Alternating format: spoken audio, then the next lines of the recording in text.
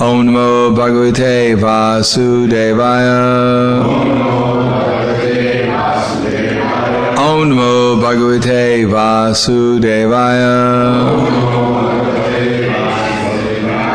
Om Namo Bhagavate Vasudevaya.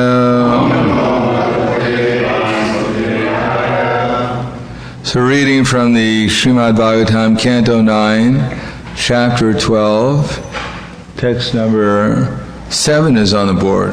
Tasmat prasushutas tasya sandis tasyapya marshana mahasvam tatsutas tasmat vishva bahur ajayata tasmat from Maru. Does anyone remember who Maru was? The stuff inside the bones? Marrow. He's going to start the marrow. The suit of bone there. What was he famous for? What was? Mr. Yoda. Yes, that's right. He's not a forgotten person. Yeah. Say again who he was? Maru. He did what? He had mystic powers, and he's going to live for 432,000 years. But don't be jealous. If you want to meet him, you can go to Kalapagrama. He can give you a few tips on longevity. Healthy living. We should appoint him the health minister for ISKCON. Translation. From Maru was born a son named Prasushuta. From Prasushuta came Sandi. From Sandi came Amarshana. And from Amarshana a son named Mahasvan. From Mahasvan, Vishvabahu took his birth. There will be quite a few verses where there'll be simply names. So probably the most amazing thing about this is that Pariksha Maharaj was listening and he didn't fall asleep. Although he had been fasting for a number of days already. I guess this is like halfway. And he wasn't taking any rest, but still he heard these names and he heard them attentively. I don't know how attentively, but he didn't fall asleep, at least, historically. So we should try at least not fall asleep when we read this list of names. I didn't write these, so I take no responsibility for what happens reading these names. From Vishvabahu came a son named Prasenajit. From Prasenajit came Takshaka. From Takshaka came Brihadbala, who was killed in the fight by your father. One thing is good about these names, if you have a lot of disciples in the future, you can turn to this 9th chapter. You can find a lot of names for people. All these kings in the dynasty of Ikshvaku have passed away. Now please listen as I describe the kings who will be born in the future. From Brihadbala came Brihadrana. The son of Brihadrana will be Urukriya, who will have a son named Vatsavrida. From Vatsavrida will have a son named Prativyoma, and Prativyoma will have a son named Banu, from whom Divaka, a great commander of soldiers, will take birth. Thereafter, from Divaka will come a son named Sahadev. From Sahadev, a great hero named Brihadasva. From Brihadasva will come Banuman, and from Banuman will come Pratikashva. The son of Pratikashva will be Supratika. Thereafter, from Supratika will come Marudeva. From Marudeva, Sunakshetra. From Sunakshetra, Pushkara. And from Pushkara, Antariksha. The son of Antariksha will be Sutapa, and his son will be Rajit. I don't think it was possible that Shukadeva Goswami could have made up these names as he was going along. From Rajit will come a son named Raja. From Raja will come Barhi. From Barhi will come Kritanjaya. The son of Kritanjaya will be known as Ranajaya, and from him will come a son named Sanjaya. From Sanjaya will come Sakya. From Shakya will come Shudoda. From Shudoda will come Langala. From Langala will come Prasenajit. From Prasenajit, Shudraka. From Shudraka will come Ranaka. From Ranaka will come Surata. And from Surata will come Sumitra, ending the dynasty. This is a description of the dynasty of Brihadbala, the dynasty of Maharaja Nimi. Srila Shukadeva Goswami said, after beginning sacrifices, Maharaja Nimi, the son of Ikshvaku, requested the great sage Vasishtha to take the post of chief priest. At that time, Vasishtha replied, "My dear Maharaja Nimi, I have already accepted the same post in the sacrifice begun by Lord Indra. I shall return here after finishing the jaga for Indra. Kindly wait for me until then." Maharaja Nimi remained silent, and Vasishtha began to perform the sacrifice for Lord Indra. Maharaja Nimi, being a self-realized soul, considered that this life is flickering. Therefore, instead of waiting for Vasishtha, he began performing the sacrifice with other priests. Purport. Chanakya Pandit says, Shariram Shana Vidvamsi Kalpanta Stayi no Guna. The duration of one's life in the material world might end at any moment. But if within this life one does something worthy, that qualification is depicted in history eternally. Here is a great personality, Maharaja Nimi, who knew this fact. In the human form of life, one should perform activities in such a way that at the end he goes back home, back to Godhead. This is self-realization. Namo Vishnu Padaya Krishna Prasthaya Bhutale Srimate Bhaktivedanta Swami Namane Namaste Saraswatam Deve Gauravani Vracharane Nirvishesha Shinivadi Paskatyade Sadharane. This particular chapter about Maharaja Nimi is more or less consistent with the ninth canto of Srimad Bhagavatam. Prabhupada mentions that Maharaja Nimi was a self-realized soul, and in spite of being a self-realized soul, somehow or another he's going to get into trouble with Vasishtha Muni, who's a very powerful sage. Vasishtha Muni, I guess he must be some kind of devotee, but obviously he's more involved with sacrifices and fruitive activity, although he's a great Brahmin. So Maharaja Nimi, when Vasishtha Muni didn't perform the sacrifice right away for him, he didn't answer him, because if he said, "My dear Vasishtha Muni, sorry, I think we'll hire someone else for the sacrifice," he probably would have been cursed right away. So he decided to save his curse for later. In any case, his objective was clear, that he didn't want to waste time. He wanted to perform the sacrifice and get the result right away, because time and tide wait for no man. And in any moment, we could leave our body, and therefore one should do the most essential things first, not wait for the future.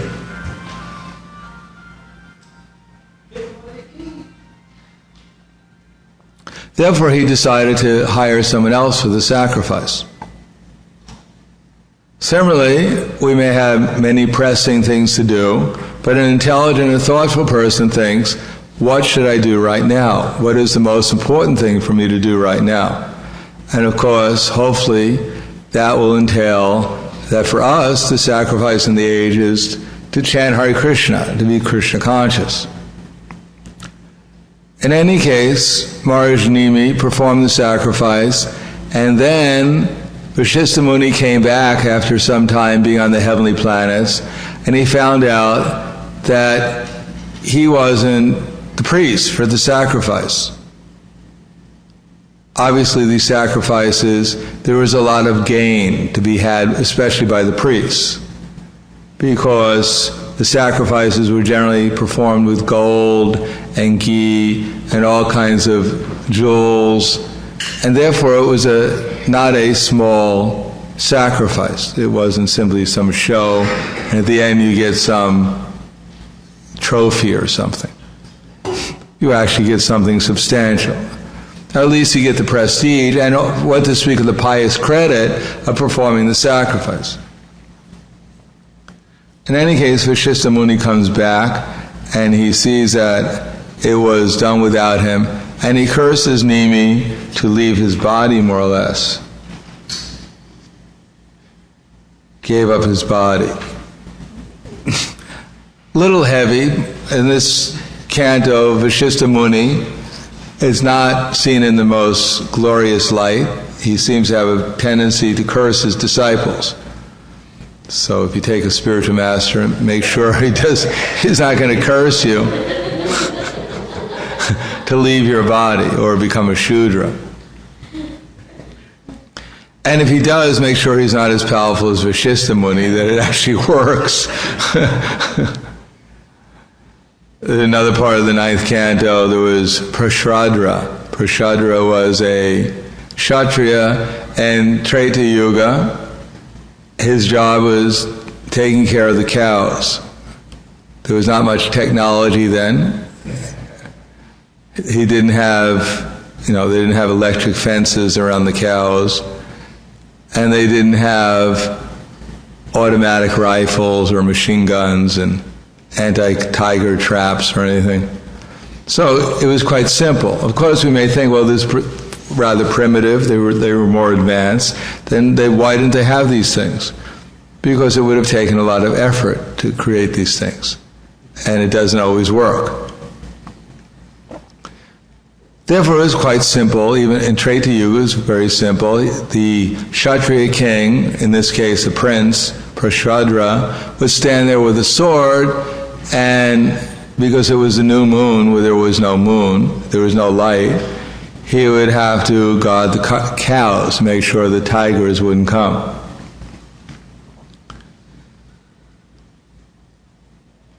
Unfortunately, a tiger did come, and Prahladananda didn't have his night binoculars on.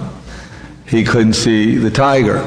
He could hear the cows crying out, and therefore he took his sword and swung it. Unfortunately, he missed the tiger, more or less. He cut the tiger's nose and ears, but he cut off the head of a cow, which is not a good idea in Treta Yuga, especially when Vasishtha Muni is your spiritual master.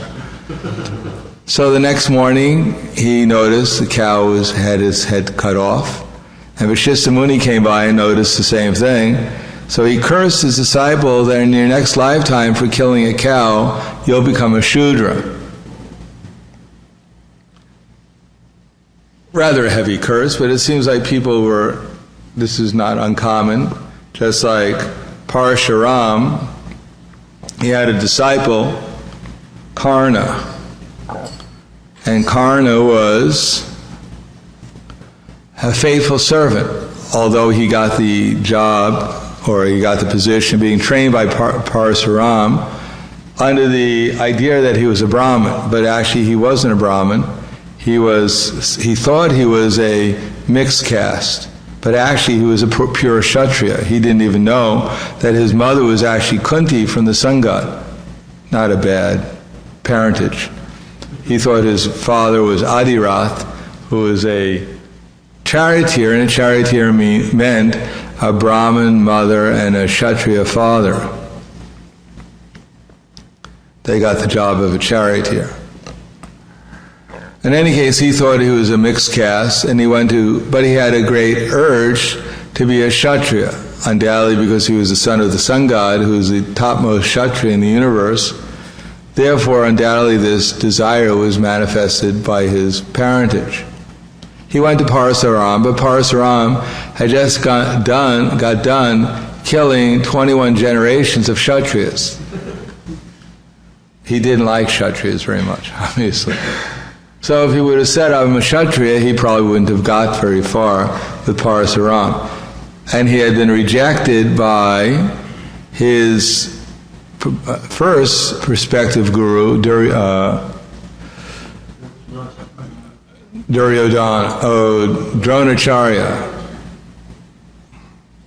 Dronacharya seems to have been a little picky in his disciples when, what was his name? Ekalavya wanted to become his disciple. He refused him because he wanted Arjuna to be the best archer. In any case, he went to Parashuram. He lied to him and said he was a Brahmin. But such lying is better than getting your head chopped off by Parashuram, I guess. In any case, he served him faithfully, learned all the mantras, learned all the techniques, and he was such a faithful disciple. When his guru wanted to rest, he let his guru rest on his lap. They didn't have inflatable pillows back there or anything. Everything was utilities, the principle. They just used what was available. So his lap was available as a pillow.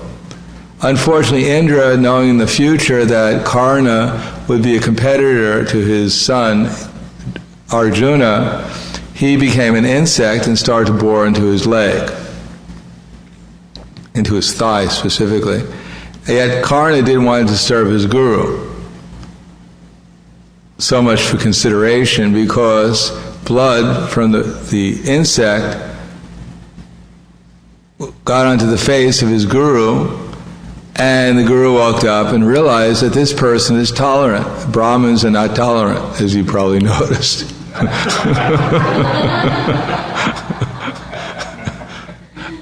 As soon as devotees become Brahmins, they become a lot less tolerant. They're very submissive when they take first initiation, and they retain some of that submissiveness until they get second initiation, and then they think, well, I got whatever I wanted, now my real nature can come out. Therefore, they're generally not so tolerant. In any case, Parasuram realized that his disciple was actually not a Brahmin. He must have been a Kshatriya, because only the Kshatriyas could have tolerated an insect boring into your thigh and not even moving an inch. So then he cursed him that whatever your mantra, whenever you need your mantra, at that moment it'll be ineffective.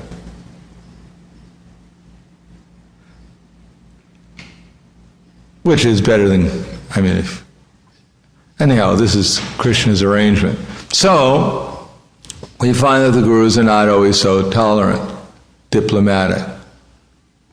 And here Prahlada was cursed like that. He's going to become a Shudra in his next lifetime just by doing his duty. He made a little mistake, but somehow or another his guru cursed him.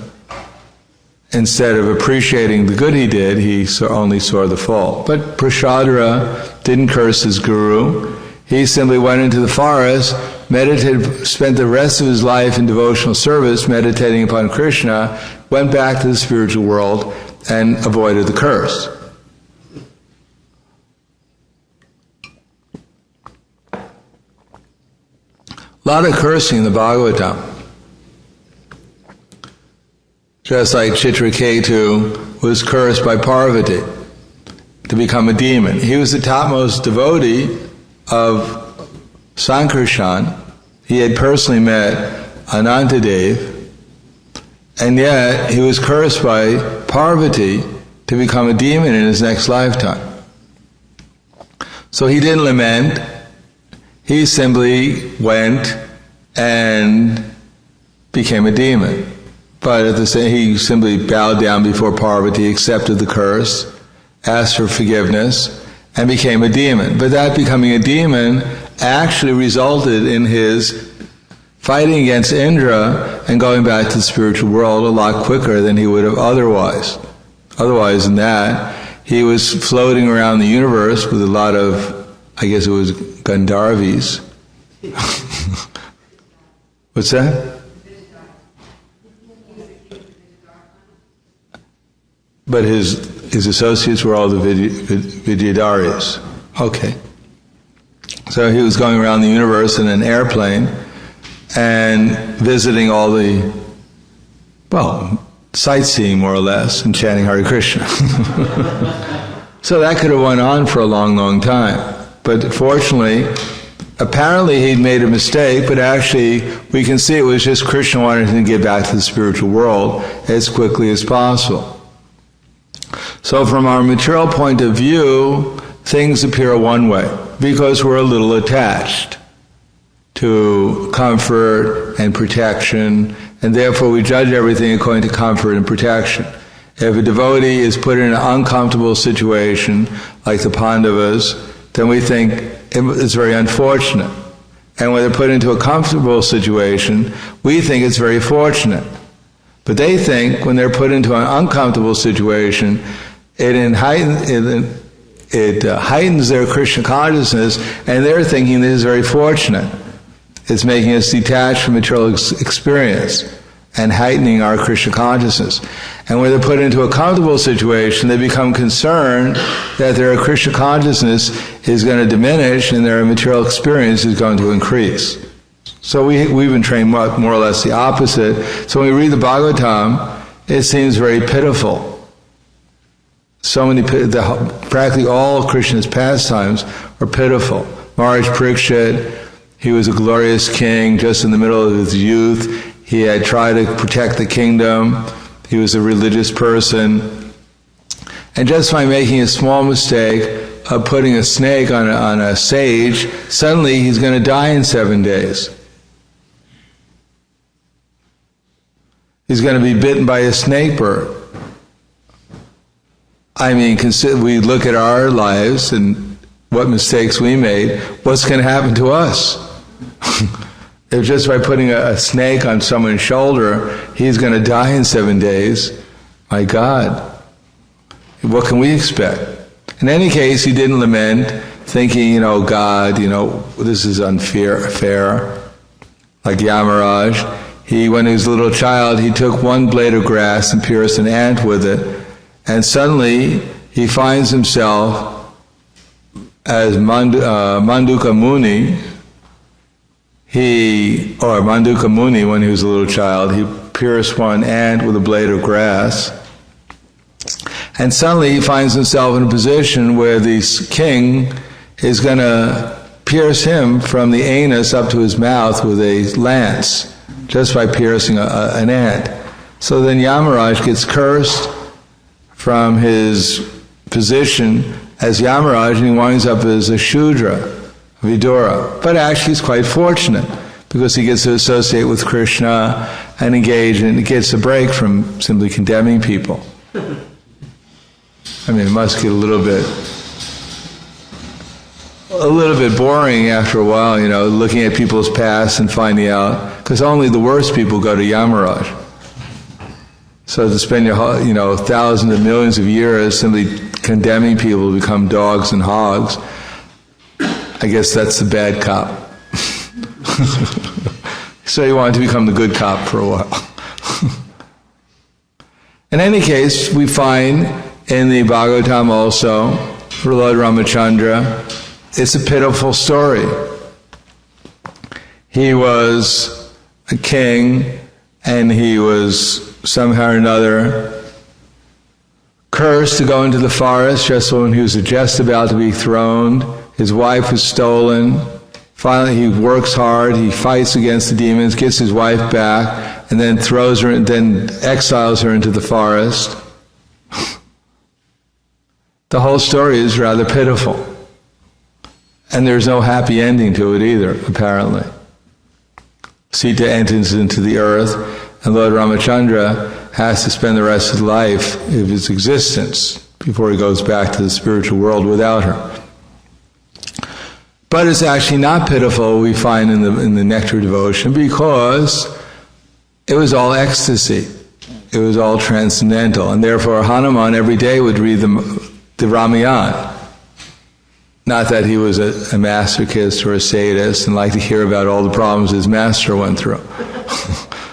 But actually it was all the nature of transcendental bliss. Similarly here, in the 9th canto, we get two different ideas. One is, if you think the material world is a nice place, and that things are bad in the material world, because it's Kali Yuga, but if I can wait until the next Yuga, which is coming, Sati Yuga, everything will turn out better. And therefore, just tolerate and stick it out, and things will improve.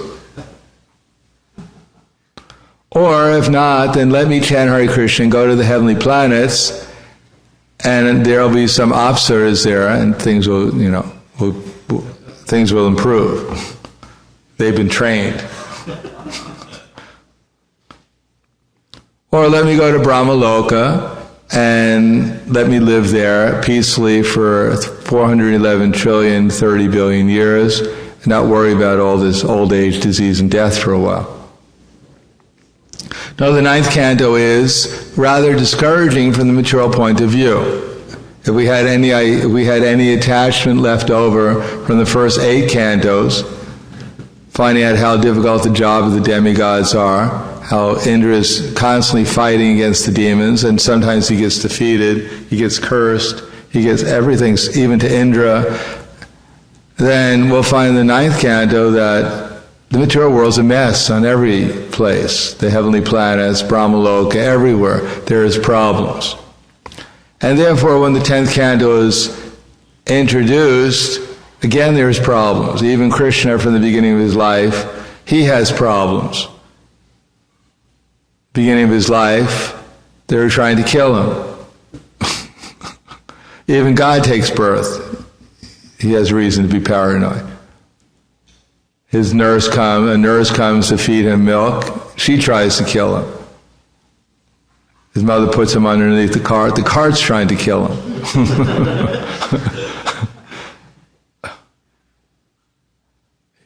The wind's trying to get him. The animals in the forest are trying to get him. Everyone's trying. He's after him.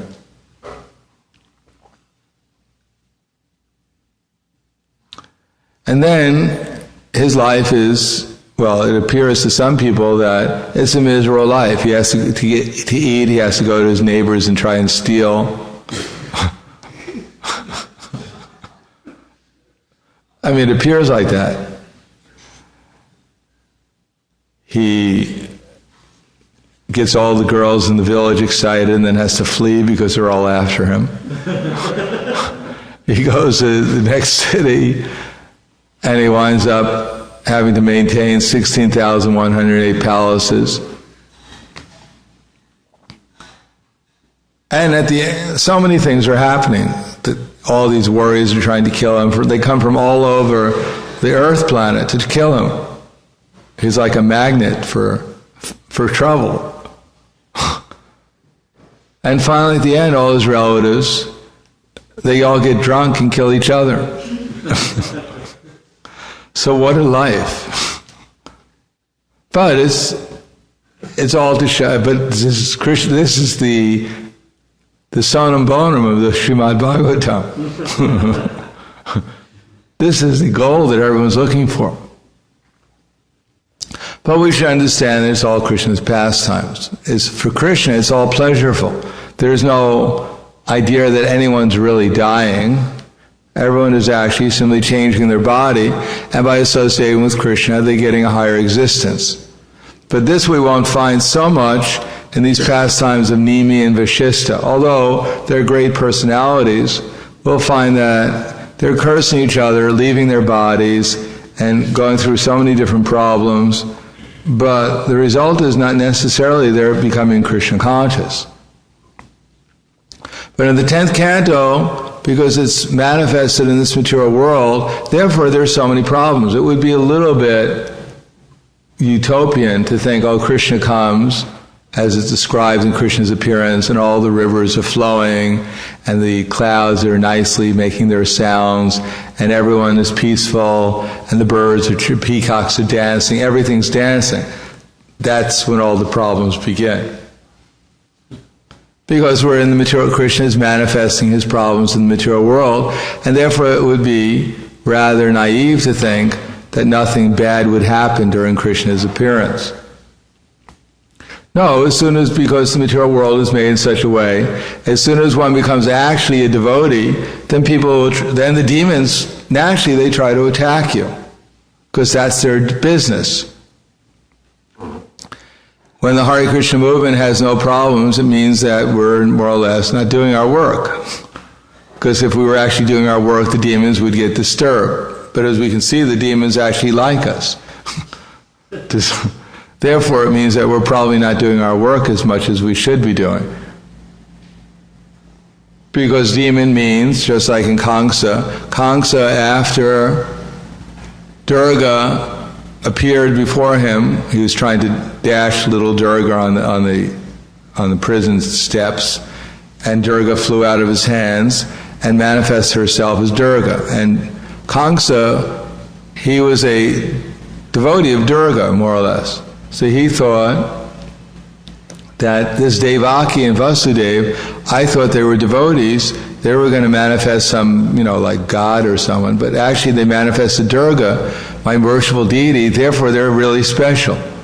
And therefore he released them, prayed to them, asked for forgiveness, said he wasn't the doer anyhow, we're just instruments for God knows who. But as soon as he left them, immediately he got into the association of his friends, the demons. And they twisted everything in such a way as their conclusion of his episode was, let's go to Vrindavan and torture everyone there. Kill all the cows, torture the Brahmins. Let's get into it. We're inspired now after your story. And Kamsa, because he was the greatest of the demons, he also got inspired. Yeah, that sounds like a good idea. Let's go there and kill all the cows, torture the Brahmins. Let's do something significant. But at least there were Brahmins to torture. At least the demons had some reason to do something. They had some goal. Nowadays they're just bored because there's more or less everyone's like them. They have to attack all the other demons. But if they're actually devotees spreading Krishna consciousness, then the demons will actually have something to do, something significant to do. In any case, the material world is made in such a way that there's always going to be problems. And the problems are not bad because they awaken us to our real problems, old age, disease, and death, which are the steady problems that no one, either in the most peaceful place in the material world like Brahmaloka, or in the most hellish planet, everyone is under the realm of time. And therefore everyone has the greatest problems, the fact that they're going to have to leave their body and face old age, disease, and death in the meantime, and take birth again. So if there are some problems, they're simply meant to awaken us to the fact that the material world is a place of problems. Dukhalayam shasvatam. And when there are no problems, and we become complacent, and we think we're doing all right because there's no problems, I must have done something pious, then that's the real problem. Because at any moment, death can take us away, and if we don't make progress, then we have to come back and face problems again and again and again. In any case, so we should understand that although the 9th canto seems that, well, there are so many names here and so many problems, let's get into the 10th canto. Why would we have to hear about all these problems? We have enough problems ourselves. Why do we have to hear about their problems? No, it's to remind us that we have to expect problems, but we shouldn't be disappointed if we try to become Krishna conscious in the midst of these problems. As Queen Kunti said, Vipadak Shantu Takshasvat Tatra Tatra Jagat Guru Bhavatadyat Napanaryasyat Apana Bhavadarshana. That I wish that we can see these problems again and again, so we can see you again and again, so there will be no more seeing a repeated birth and death. And then she says, Janma Aishvarya Shuddha Shibira Edamanak Manak Puman Naivahat Ivudatum Vai Twamakinchana Gochara.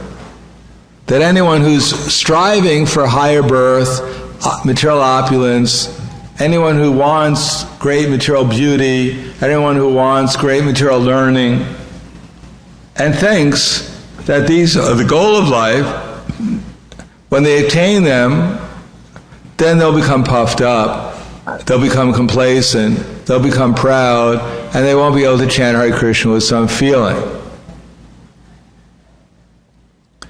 Therefore, she was saying that these things are not positive, although for most people in the material world, they are positive. On the other hand, if we do have those opulences, we shouldn't be proud of them, but we should utilize them in Krishna's service, knowing them that they are actually Krishna's opulence. They're not belonging to us, they're actually belonging to Krishna, and they're meant for Krishna's service.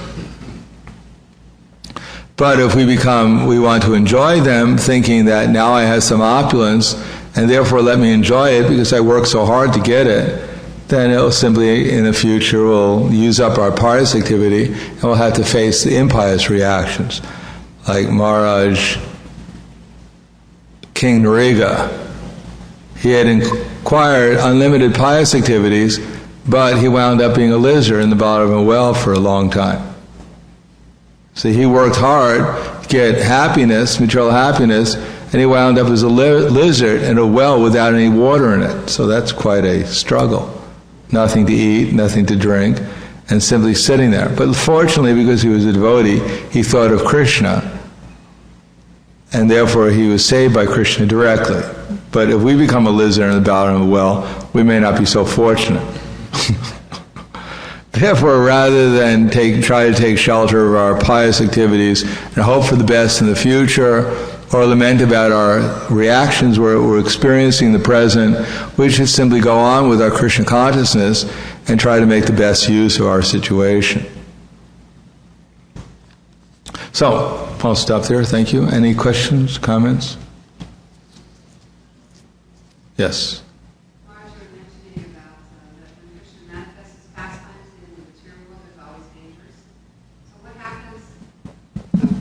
Hare Krishna. Maharaj, you were mentioning that when Krishna manifests his pastimes in the material world, that there's always dangers.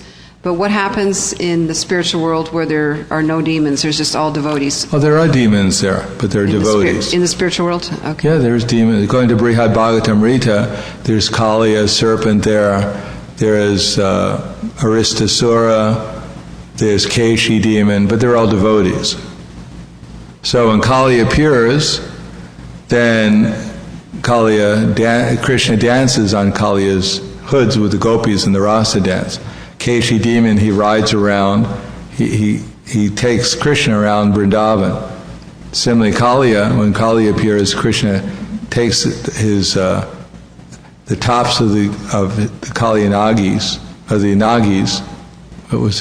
the name? The Nagapatnis. Nagnapatis. He takes their tops and he threads Kaliya's noses with it and rides Kali around the Jamuna. So there's rather interesting pastimes. So there's no real demons, but there are rumors of demons in the spiritual world. And therefore, sometimes we find that the residents of Vrindavan, they try to protect Krishna from the supposed demons that may be coming. There has to be some mood like that. Not that, it's all so nice and everything is, little struggle, even mentally is good. Yeah. Also, the next question is that in the Chaitanya Charitamrita, Srila Prabhupada mentions in one verse and purport that sometimes the devotees in the Krishna conscious movement may take birth on the planet where Krishna is displaying his pastimes in the womb of gopis to become trained in their relationship with the Lord. So is that always what happens? Does anyone ever go directly back to the spiritual world without having to stop at that planet? Of course, Krishna's plan is perfect, but... You don't like that idea? I like all of it. I'm trying to understand how it works. Well, because here, say we became perfect, and perfect means that we become Krishna conscious, we're always thinking about Krishna. Even Krishna comes before us. And we're thinking about Krishna's pastimes. But it's not that we go back to the spiritual world and that we know exactly what to do. We have to get trained up before we go back to the spiritual world. Otherwise, it would be a little embarrassing. We got back there, and someone says, make Krishna some betel nuts. And we say, well, what is a betel nut?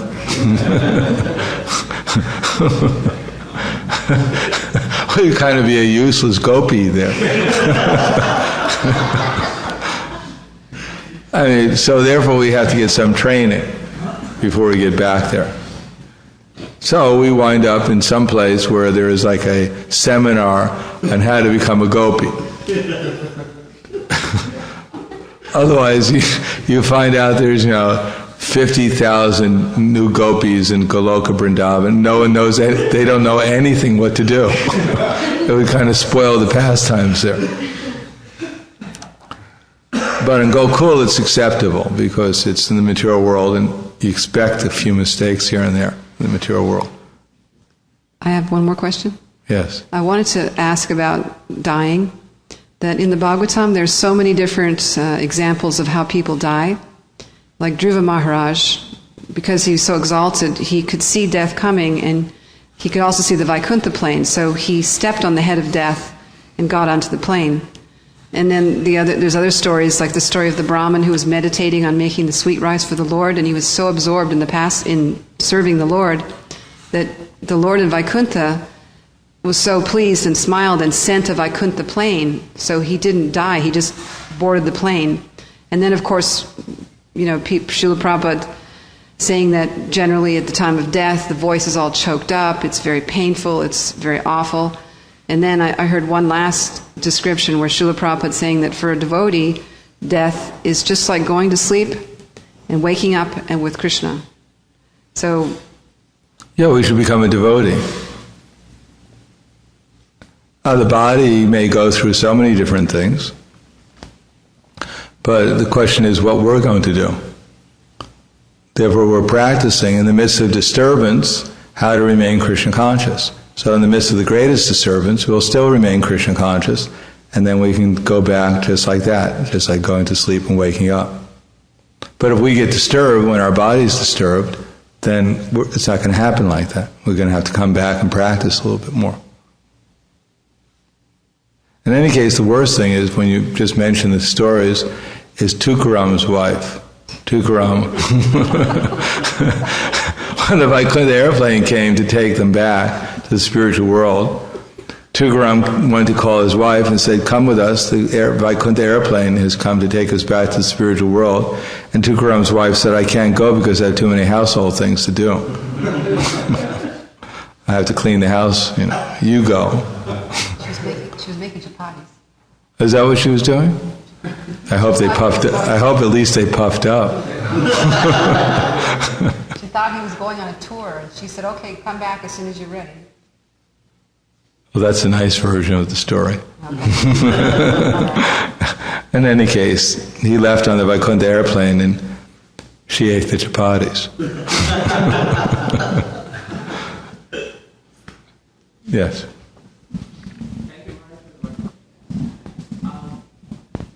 It almost seems that you were mentioning curses in your presentation, and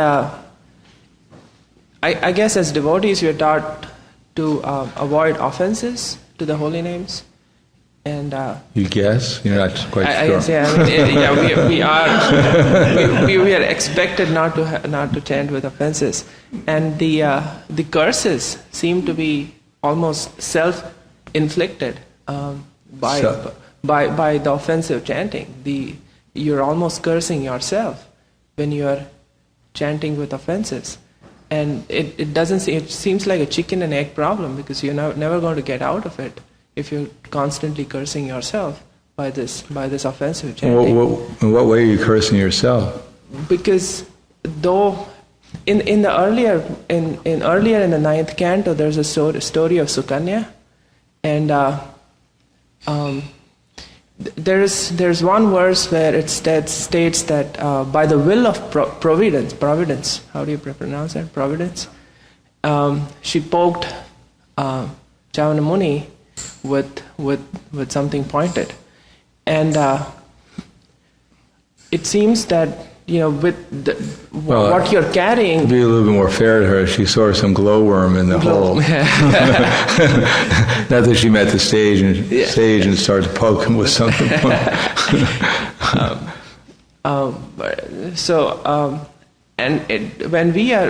When at least speak for myself, when I'm chanting, it's not that I'm wanting to create offenses. It's not that I'm wanting to our main problem is we identify ourselves with our mind, and therefore we become attached to the ideas in the mind by identification.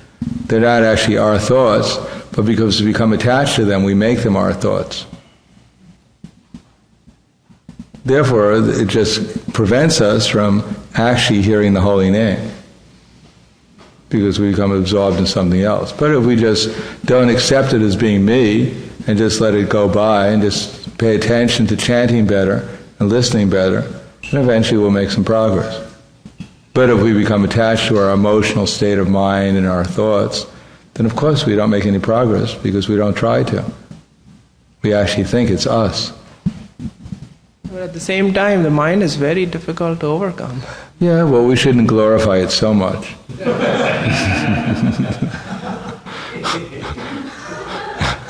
I don't want to overcome you, I have to respect your difficulty. Therefore I don't want to discourage you, so therefore I surrender to my mind, because I don't want the reputation of the mind that someone could actually overcome you.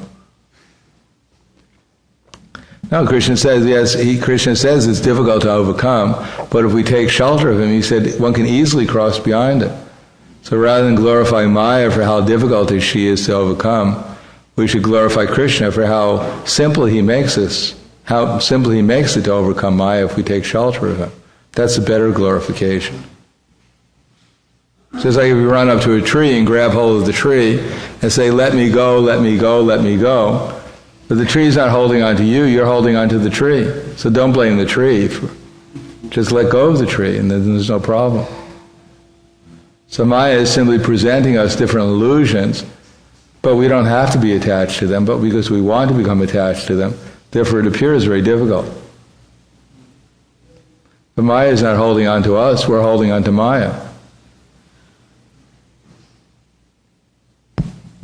Actually, the soul is beyond Maya, as Krishna says. Anadidvam nirgunadvat paramatmayam avyam sharira stopi kuntiya na karoti nanalipyate.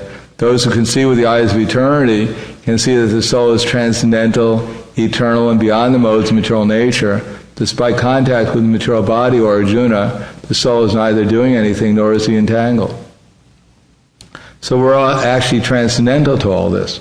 But because we like the drama, and we think we're actually the hero in some, or the heroine in some drama, we don't want to give up our part. We're attached to this role.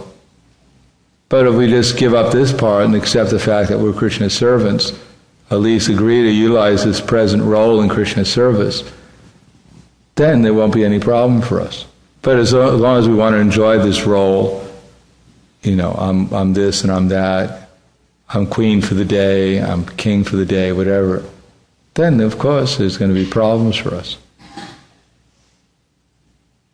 But the problems are trying to encourage us to get out of this false conception.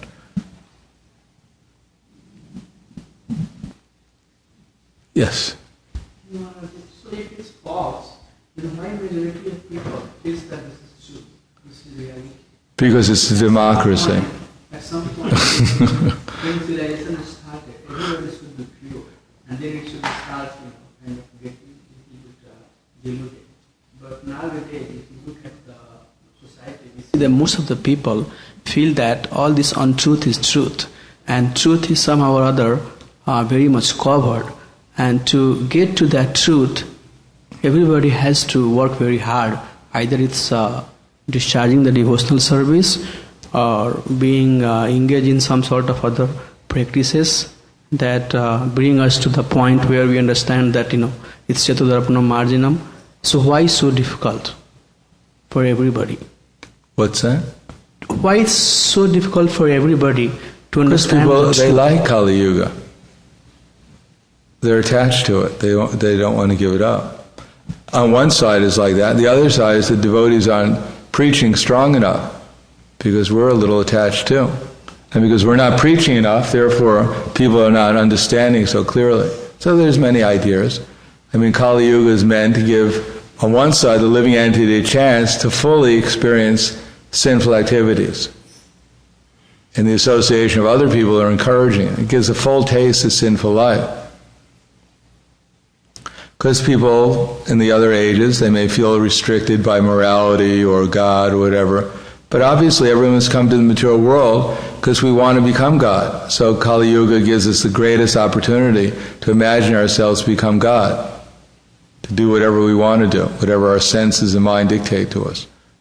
So this is part of the experience of material existence. It's not that in Satya Yuga where people are actually more Krishna conscious than we are, it's not that all of them went back to Godhead either. But by some attachment, they decide to remain in the material world, maybe elevated to the position of a demigod, and experience that taste. So there's different types of varieties of taste and experience, and Kali Yuga is one of them. I mean, just like not everyone goes to see, Twinkle Bell and Cinderella at the movies. Some people go and see Dracula. They're attached to seeing that. They love horror movies. So those who love horror movies, Kali Yuga is a great experience. And it gets better as time goes on. Yes.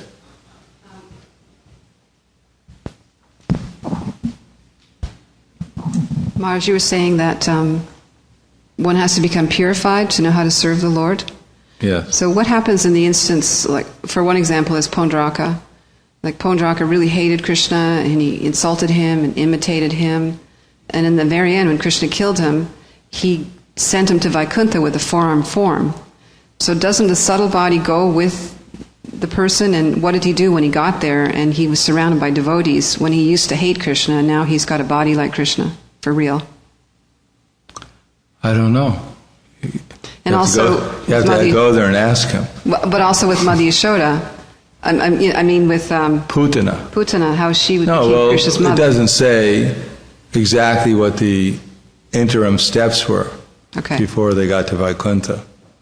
Or we only get the final result. Okay, so there's some training along the way, or Yeah, obviously they have reprogramming. Yeah, when we find out that after leaving this body you go to some universe where Krishna has his pastimes, you get trained there. So we can understand that generally there's some training going on. Even for a demon, even for the demons. I thought it was an immediate You mean transfer. the demons get some special compensation? Well, in the Krishna book, in the story of Pondraka, it seemed like it was an immediate transfer, that Krishna killed him, and then he took a form feature and was in Vaikuntha, right away. I don't know, but that may be true, but I don't remember. In the Krishna book, at least, it doesn't say he took 4 hands. It said he went back to Vaikuntha. Oh, okay. But I don't know about he already had 4 hands, but he lost his head. Exactly what the situation is, well, all we know is that generally speaking, at least in the case of the residents of Vrindavan, that there's a certain training period, which doesn't seem unreasonable. Right, exactly. So whether or not there's, someone gets to Vaikuntha, I mean, even Gopakumara took a long time to get to Vaikuntha. It wasn't that he just kind of like manifested himself there. He had to have some training at every step. So generally speaking, to get any position, you need some training. Even when we find Ajamil, he got the association of the Vaikuntha Vasis, and he saw the Yamadutas, but he didn't go back to Vaikuntha right away. Although he chanted without offense, he had to be trained in devotional service before he became eligible. So sometimes it finds, just like this Brahmin, at least in Vaikuntha we find, he was meditating and he and service in that particular rasa, so that seemed like it was sufficient to bring him right back to the spiritual world. Because there, the level of, the meditation of service is sufficient. But apparently in Goloka Vrindavan, where the rasas are a little bit more sophisticated, then apparently you have to get trained up in the different mellows before you can go back to Goloka at least. Yeah. And it's also possible that, like us in the material world, Christians say, "Oh, go to the material world and be in illusion for millions of lifetimes, millions of universes." A lot of the demons Krishna killed, Krishna asked them to go to the material world and pretend, so they might have returned back to where they're from. Whereas we, being conditioned souls for millions of lifetimes, we have to go to another universe and get retrained, then go back. That's a possibility also. Yeah, am I right, sir? Maybe. I don't know if... Didn't mention that Putana was, generally, at least in the third canto of the Srimad Bhagavatam, it mentions that there was a planet of sorcerers, and that Kamsa, he went all over the universe conquering these demons in the universe and got them as part of his entourage. But it doesn't mention that they specifically came from Goloka Vrindavan. Only in the case of Jai and Vijay does it really mention that. And even in that case, Prabhupada mentions in the Chaitanya Charitamrita that not in every millennium are Hiranyakashipu and Hiranyaksha are they actually gatekeepers or devotees. Only in some millenniums they're actually demons.